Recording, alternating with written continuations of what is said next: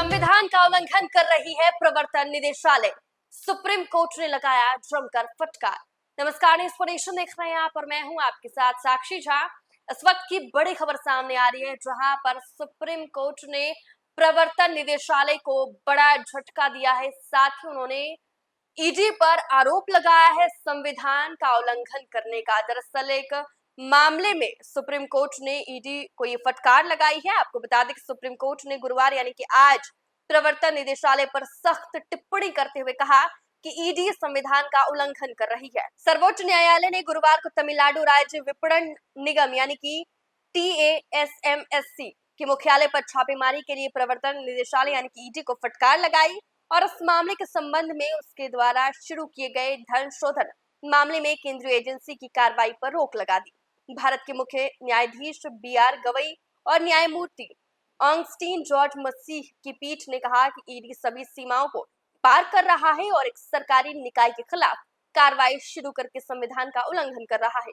शीर्ष अदालत ने मद्रास उच्च न्यायालय के आदेश के खिलाफ तमिलनाडु सरकार की याचिका पर ईडी को नोटिस जारी किया, जिसने TASMSC में कथित 1 करोड़ रुपए के घोटाले में ईडी जांच को आगे बढ़ाने की अनुमति दी थी। CJI गवई ने टिप्पणी की, ये अपराध निगम के खिलाफ कैसे हो सकता है? निगम के खिलाफ एक आपराधिक मामला है। आपका प्रवर्तन निदेशालय सभी सीमाओं को पार कर रहा है। न्यायालय ने कार्रवाई पर रोक लगाते हुए एजेंसी से पूछा कि मुख्य अपराध क्या था। वहीं न्यायालय ने कहा कि कार्रवाई पर रोक लगाई जाए। जब अधिकारियों के खिलाफ FIR है तो ईडी यहाँ क्यों आ रही है? मुख्य अपराध कहाँ है? ईडी की ओर से पेश अतिरिक्त सॉलिसिटर जनरल SV राजू ने कहा कि वो जवाब दाखिल करेंगे। आगे कोर्ट ने कहा कि ईडी संविधान का उल्लंघन कर रहा है, सभी सीमाएं पार कर रहा है। सुप्रीम कोर्ट में आया ये मामला 6 मार्च से 8 मार्च के बीच TASMSC के मुख्यालय पर ईडी द्वारा की गई छापेमारी से संबंधित है। इसमें आरोप लगाया गया है कि TASMSC के अधिकारी शराब की बोतलों की कीमत बढ़ाने, टेंडर में हेराफेरी करने और रिश्वतखोरी में संलिप्त थे, जिसमें 1 करोड़ से अधिक की वित्तीय अनियमितता हुई। ईडी को राज्य सरकार या TASMSC द्वारा TASMSC अधिकारियों के खिलाफ पिछले कई वर्षों में दर्ज की गई 41 से 46 प्राथमिकी में निहित आरोपों के आधार पर मनी लॉन्ड्रिंग का संदेह है।